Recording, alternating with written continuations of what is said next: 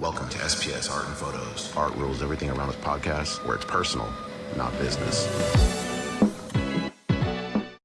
Hi, and welcome to SPS Art and Photos. Art rules everything around me, where it's personal, not business. All right, this is episode 1, February 24th, Saturday. I'm in here by myself. It's too hard to do this during the week. So this is our first episode, and this is one special. This is going to be past, present, and future. So we're going to talk about kind of where we came from, what we did in the middle, and where we're going. So let's get right into it. My grandfather was Martin Joyce. He started printing somewhere in the late 1930s, early 1940s. He was in the military, U.S. Army. That's Grandpa right there. These are some Royal Zeniths back here. Amazing machines. I'll just throw up a few pictures of him. Pretty cool stuff. This is Governor's Island, 1945. They did a lot of printing for the U.S. Army, obviously. And then they did a lot of publications. There's some reflection on these really glossy pictures. These are really old, so 1950s. These came out. You can see they had a lot of kids come through there. This kid looks kind of shady. I love the clothes, everything. This kid back here looks kind of shady. So that's my grandfather, Martin Joyce. Again, these are Royal Zeniths. These machines were made out of the Philippines. They're amazing. That's him and his crew. And like I said, I'm going to run through these really quick. There's a lot of history here, and I don't want to bore everyone to death, but I do want to get the story. I think everybody loves their journey and the story. These are the Royal Zeniths. This is kind of cool. Again, these are all from, out of New York. And the Royal Zenith Corp, which is no longer in business anymore, obviously. But I love these. There's great specifications. And on the back, it says, factory trained mechanics available anywhere in the U.S. or Canada, 24-hour service and parts maintenance. That doesn't exist anymore. So Grandpa was in the military. He used to print a lot of really cool stuff. This is Power for Peace, Armed Forces. So May 17th, 1958, the 30th Engineer Group, Presidio, San Francisco. And so he would go out, and this is basically what we're doing. This is him going out, taking pictures and showing all the features on how they made the printing and the posters and all that really good stuff. And again, I'm going to run through everything pretty quick. After his military, he was part of the Band of Brothers. So the Band of Brothers, as you know, that's Normandy. They stormed Normandy. He was torpedoed. He ended up in the water. Probably saved his life, and why I'm sitting here right now. And then when he came back from storming Normandy, in that tour, he went into Korea, the Korean War, and that's where he really got into printing. So he was a counterfeiter. He did money. He did a lot of really cool stuff. He died with his top secret clearance. There's a lot of stuff he never told us about. He didn't really talk about the war, and I think that's something that I think is with a lot of people who went through that. They don't really enjoy discussing part of that. But he did talk about printing. Printing was different back then. It was a completely different company, completely different business back in the 1950s and 60s and 70s. It's changed a lot, and we'll get into that in the future. I love this. This is one of his applications for H.S. Crocker Company, and you can see printing pressman. His starting salary was $120 to $149. I love it. This is his handwriting. It's got notes and all the machines that he ran. This is cool. It's a bit of his history. This is where he went to work at Stanford Publications. That was him running. I don't know what this machine was. This could have been a Royal Zenith, but he ran the publications department at Stanford, which is where he would print all this really cool publication. So this is the Research Industry, Volume 13, Number 4, July, August, 1961. And you can see a lot of the really cool California Economy from 1947 to 1980. I really like how it shows all the way to this little spaceship at the end. Really cool stuff. He's got a whole box of these in here. If you guys ever want to look at them, we can do that. Really cool. When he was working for Stanford, he moonlighted for other companies. And so he used to work for McGraw-Hill and print a lot of these things. These were only 50 cents, 1959. These are like a lot of the Electrical West. Really cool stuff. And then he started working and doing C&H pure cane sugar. So you print a lot of really cool stuff. Last one here. This is for Shasta ginger ale, 1960. This is really cool. I love all these things. I love that history in our family. This is some other stuff he printed, and this kind of rolls into his history when he was working moonlighting. And this kind of rolls into me and my life and my history with him and what we were doing. Here's another one. I love this ad he did for Triumph. And I love those cars. I want that wagon right there. Isn't that cool? Look at the color on that red. And that one back. Beautiful cars, that baby blue. Beautiful. And then so he even worked with he knew the CEO of Kodak. And this is printed in the Kodak camera company. This one is Friday, October 3rd, 1958. So and this is what it looked like.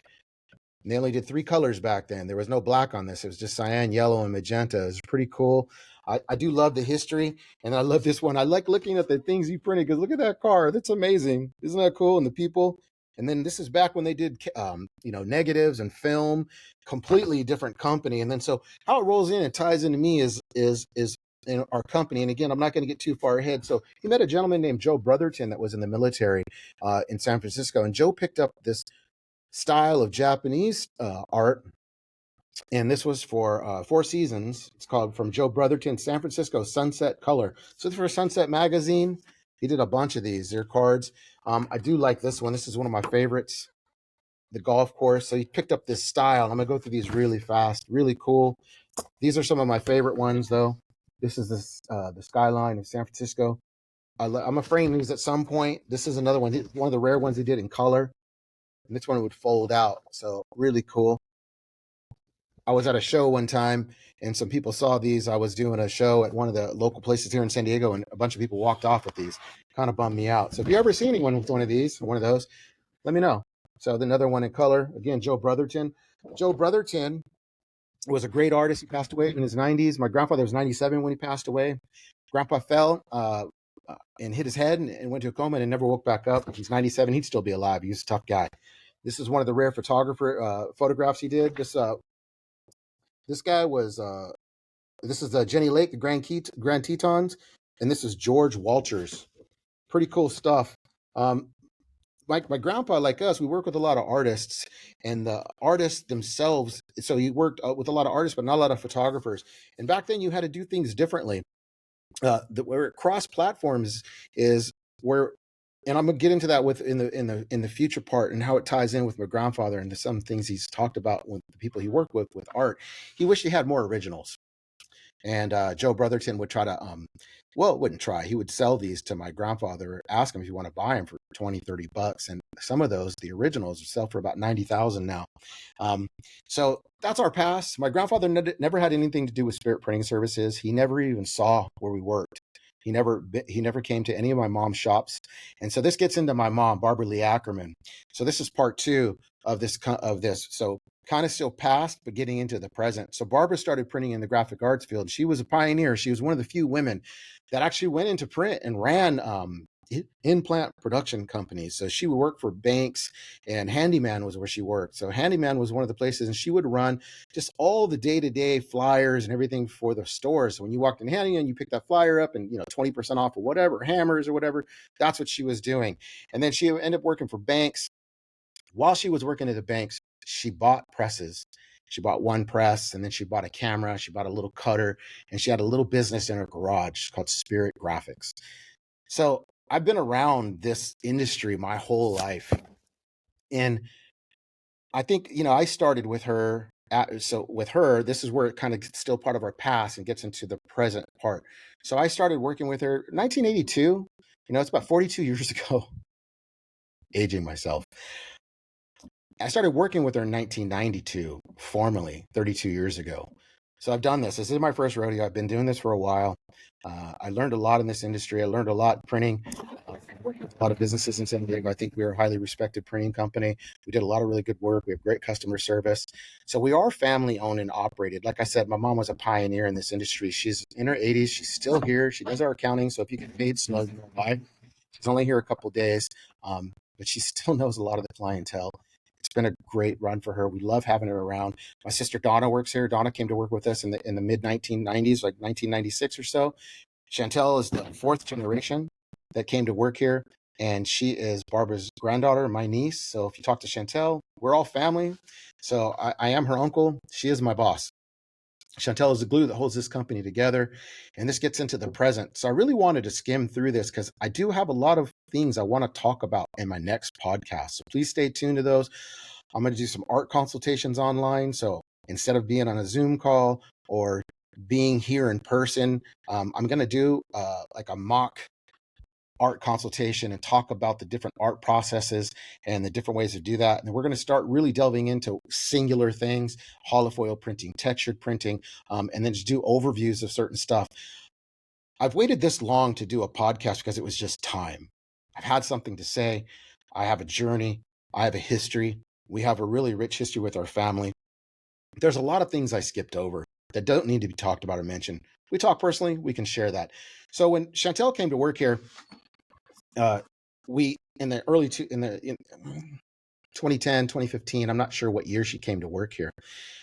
But what happened is we had buildings down in Chula Vista. We sold those buildings during COVID, and we came over here to Action City. So we're in a new building. So what I started to do, and this is present. This is part 3 of the talk. So present. So grandpa, my mom, the family coming in to work with us. So the present. What my grandfather always said is he wished he had collected more originals. He wished he had worked more with artists because it was more fulfilling and rewarding working with the photographers and seeing the smile on their faces when their work was accomplished and all the things that they did together. And he said the relationships that he created with these artists and photographers, mainly artists, were more meaningful to him, you know? And that's why I call this podcast, every podcast is, it's personal, not business. Again, when you're buying from us and you're supporting us, whether you're an artist or a business, that's directly affecting our family. I have other employees that work here. I support them. You know, I want them to have a good living wage. We do live and work in San Diego, which from what I understand is the most expensive city in this universe. So that being said, there is a cost for everything. And so what we try to do is just really help the artists find ways to monetize themselves and to do it in a way that's meaningful. So going back to my grandfather and the art and with us and what we're doing now is in about 18 years ago, I started working with one artist named Sean Dietrich. You can look him up. Sean and I noticed in 2008, Sean was still busy. The market took a downturn. So if you're older, that market took a downturn. It was really bad. Our business, we lost a lot of business during that. It taught me a lot about the future and what happened with COVID. And so I learned from that. So the businesses were all down, but Sean was still up. Sean was still ordering, still selling art. And so I said, hey, Sean, you know, how are you doing this? What's going on? So me and Sean started to work together. So Sean really helped me to understand how to monetize art and help artists. And to this day, I still work with Sean. When I do my art consultation, that is going to be one of the art pieces we talk about. And it's been an amazing process. I learned a lot. And so with Sean and all artists, what we noticed was you didn't want to print $3,000 to $5,000 worth of art and take it to a show and then have a lot of stuff left. So we started to identify things: wood, canvas, brush, metal, all these things that were going to help artists be different. And that's where we come into present. I'm going to share my screen here in a second with you guys, and I'm going to go over the future. So this is where we're at right now. Like I said, Sean is still a valued client. We took on a lot of really new clients over the years. Camila Derrico is here. I'm blessed to work with Hanayata, a lot of artists. Bowen Bramwell, a lot of artists. And if I didn't name you, it doesn't mean I don't love you. I love all of my artists. I really do. But I just want to emphasize that over the years, we've started to pick up a lot of artists, and I really wanted a way for those artists to connect with them. So like I said, I'm going to share my screen right now, and I want to get into the future. This is where we're at right now, and this is what we're going to do. And I'm going to share the entire screen and share. And so I'm going to pull out of that. I'm going to pull here. So I'm going to lightly go over this. And then, like I said, I've got a lot of other podcasts where we're going to talk about other things. I'm going to get into processes, texture, holofoils, and all the other stuff. So if you go to our page, you got your fine art services. This was the key pinnacle thing here at Spirit Printing Services. I bought the right equipment. So in order for me to help the artists, in order for me to really help all the artists, Camila, Sean, everybody, attract new artists, attract artists that weren't necessarily understanding who we were and what we did. When they meet me and everyone meets me, they're always like, oh, okay, we get it. Thomas loves what he does. I'm very passionate about helping people.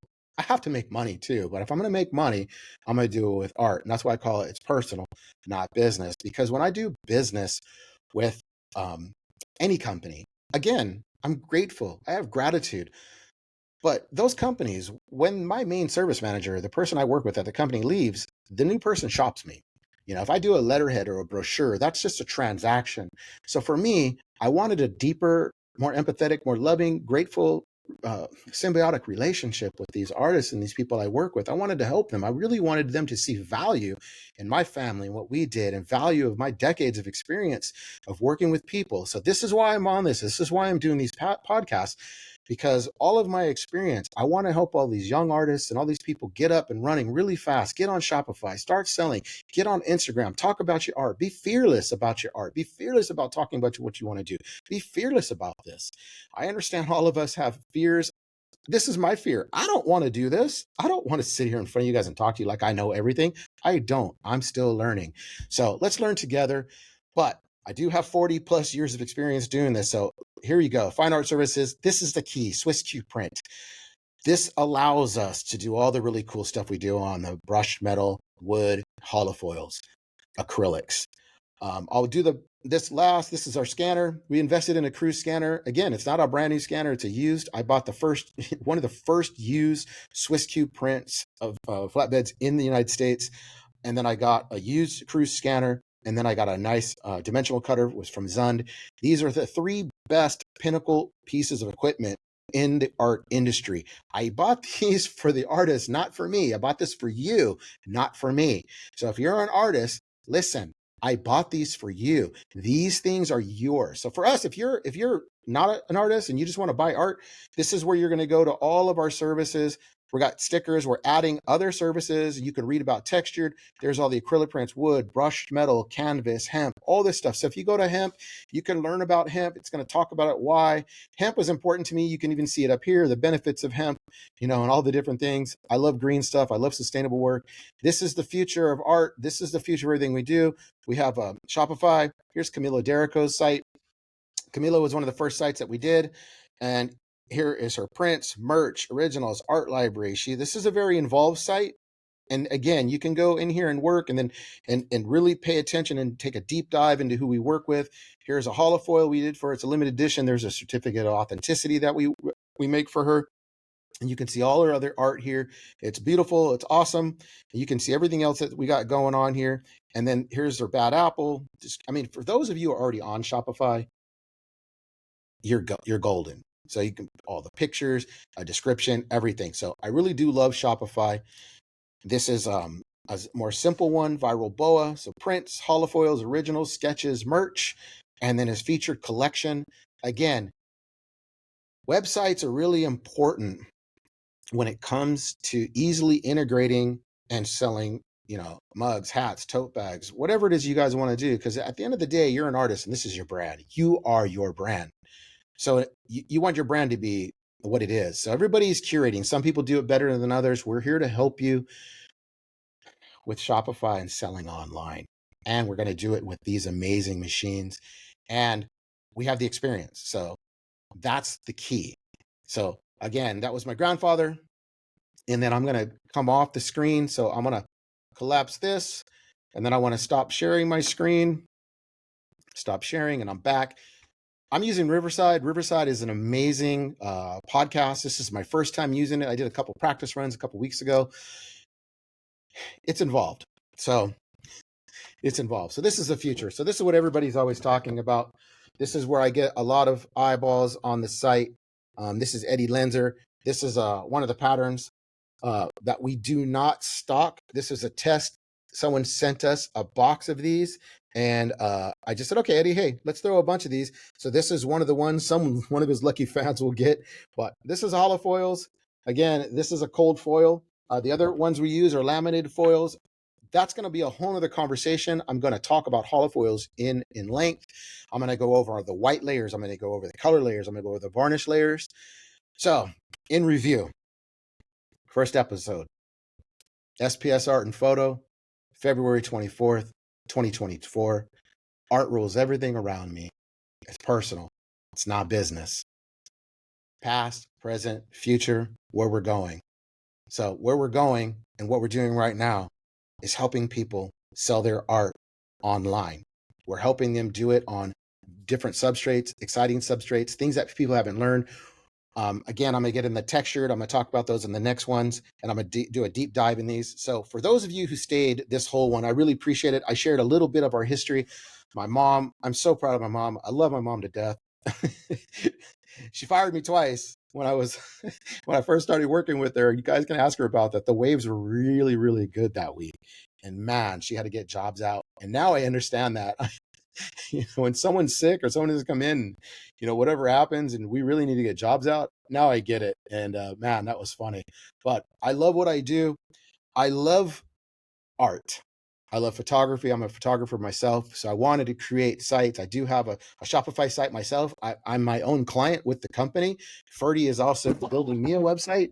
Chantel is helping me add locations and all that stuff. And again, those are going to be podcasts. So I'm going to be talking to artists. I'm going to be not interviewing, but I'm going to be talking to artists about their experience with us. We're going to skim over the artists, why they do what they do. And I know there's a lot of podcasts that talk to artists, but my podcast with them is going to be about how does SPS Art and Photo help you? What did we did? What can we do better? I'm not perfect. This company's not perfect, but what we do, we try our hardest. I'm trying to duplicate that, what I've done with Sean over and over again. I'm trying to help those that need help where they need help. I can help a lot of people.